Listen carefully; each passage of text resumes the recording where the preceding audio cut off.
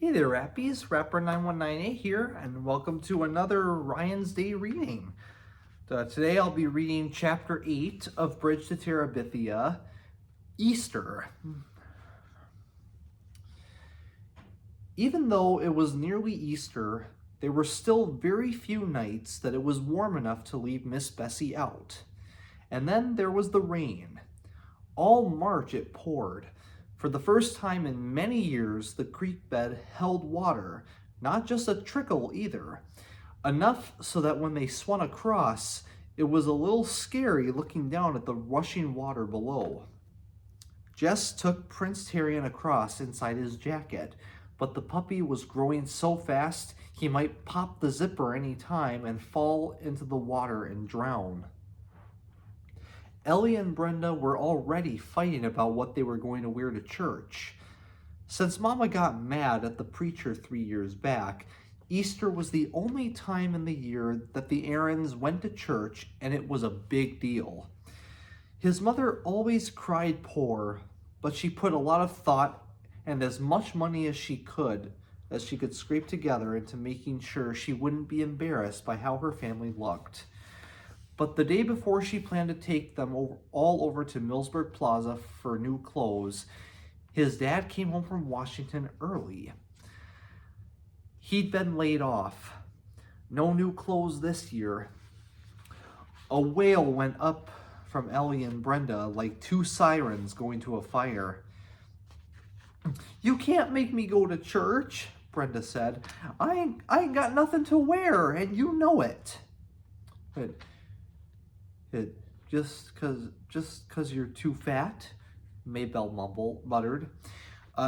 Did you hear what she said, Mama? I'm gonna kill that kid." "Brenda, will you shut your mouth?" his mother said sharply. Then more wearily, "We got a lot more than Easter clothes to worry about."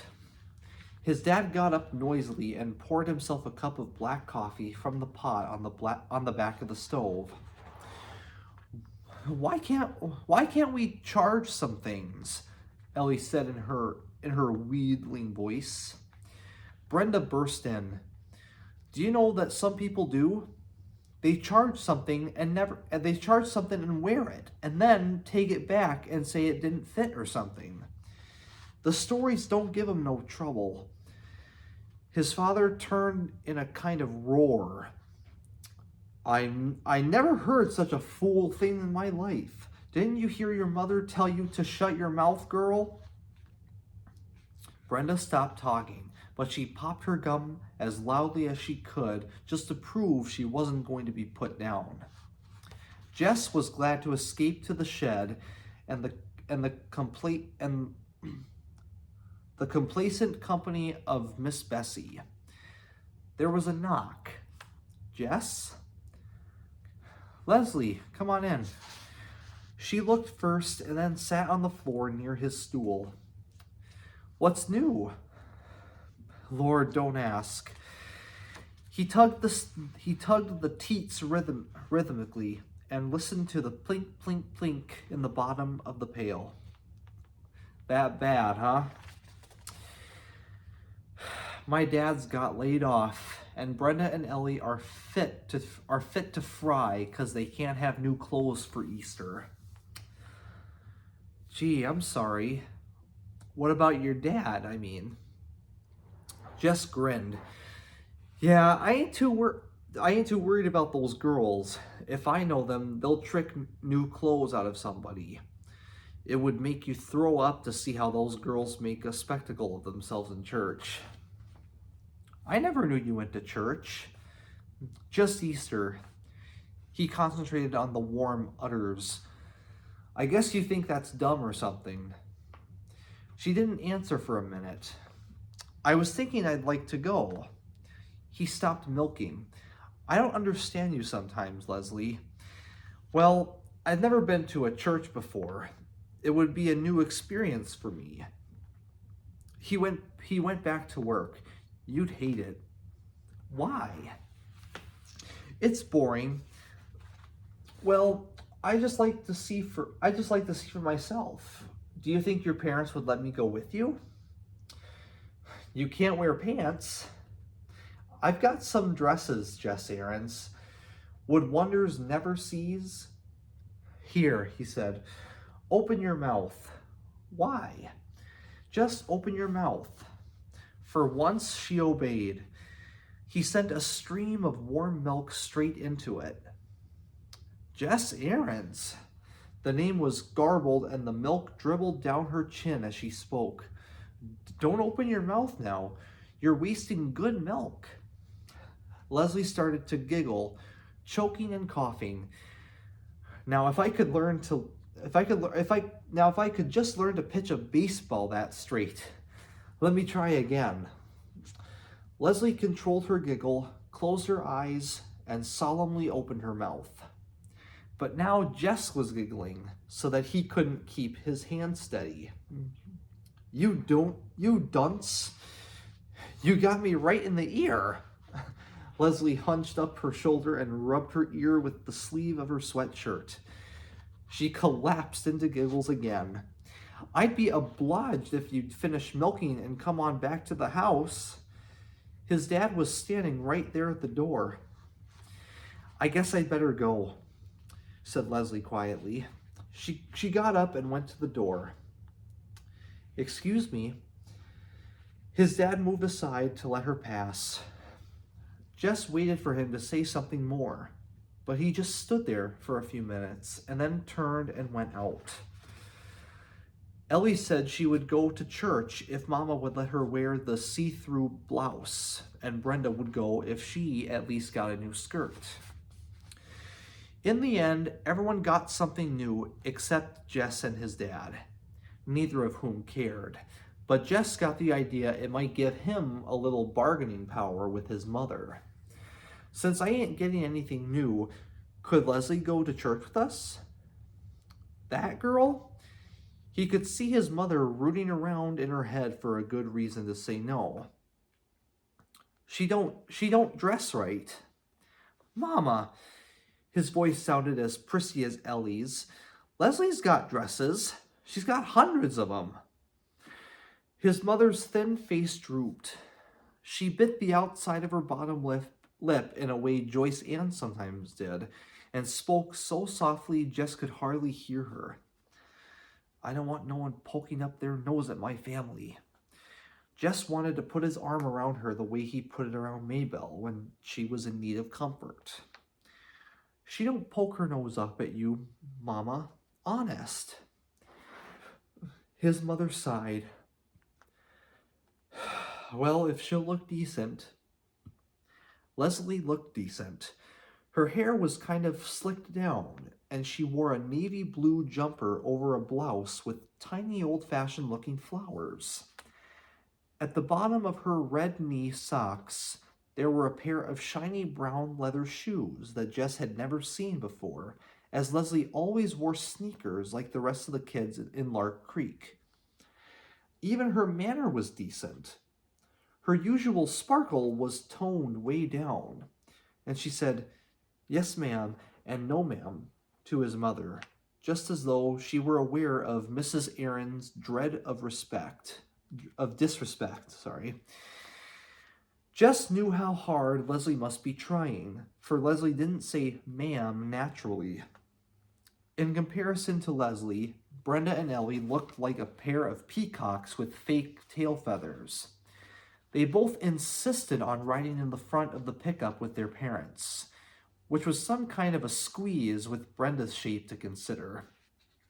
Jess and Leslie and the little girls climbed happily into the back and sat down on the old sacks his dad had put against the cab. The sun wasn't exactly shining, but it was the first day in so long that the rain wasn't actually coming down, that they sang, "Oh Lord, what a morning, ah, lovely meadows," and "Sing, sing a song," that Miss Edmonds had taught them, and even jingle bells for Joyce Ann. The wind carried their voices away from them. It made the music seem mysterious, which filled Jess with a feeling of power over the hills rolling out from behind the truck. The ride was much too short, especially for Joyce Ann, who began to cry because the arrival interrupted the first verse of Santa Claus is Coming to Town, which, after Jingle Bells, was her favorite song. Jess tickled her to get her giggling again, so that when the four of them clambered down over the tailgate, they were flush-faced and happy once more. They were a little late, which didn't bother Ellie and Brenda, for it meant that they got to flounce down the entire length of the aisle to the first pew, making sure that every eye in the church was on them, and every expression of every eye a jealous one. Lord, they were disgusting, and his mother had been scared Leslie might embarrass her. Jess hunched his shoulders and slunk into the pew after the strain of women folk, and just before his dad. Church always seemed the same.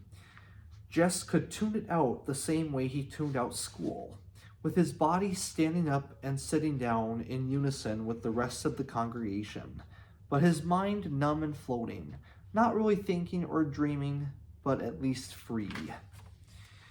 Once or twice, he was aware of being on his feet with the loud, not really tuneful singing all around him. At the edge of his consciousness, he could hear Leslie singing along and drowsily wondered why she bothered. The preacher had one of those tricky voices. It would buzz along for several minutes quite comfortably. Then, bang, he was screaming at you. Each time, Jess would jump, and it would take another couple of minutes to relax again. Because he wasn't listening to the words.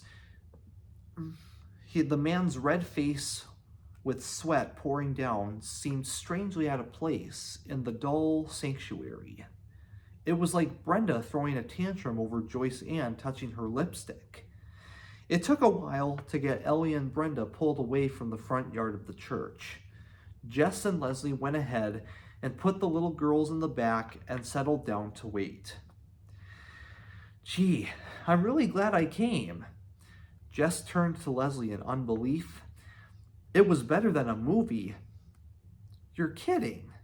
No, I'm not. And she wasn't.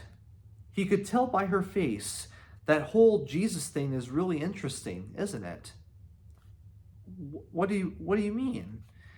All those people wanting to kill him when he hadn't done anything to hurt them? She hesitated. It's really kind of a beautiful story, like Abraham Lincoln or Socrates or Aslan. It ain't beautiful, Maybelle broke in. It's scary. Nailing holes right through somebody's hand? Maybelle's right. Jess reached down into the deepest pit of his mind. It's because we're all vile sinners God made Jesus die. Do you think that's true? He was shocked. It's in the Bible, Leslie. She looked at him as if she were going to argue, then seemed to change her mind. It's crazy, isn't it? She shook her head. You have to believe it, but you hate it. I don't have to believe it, and I think it's beautiful. She shook her head again. It's crazy. Maybelle had her eyes all squinched as though Leslie was some strange creature in a zoo. You got to believe the Bible, Leslie. Why? It was a genuine question. Leslie wasn't being smarty.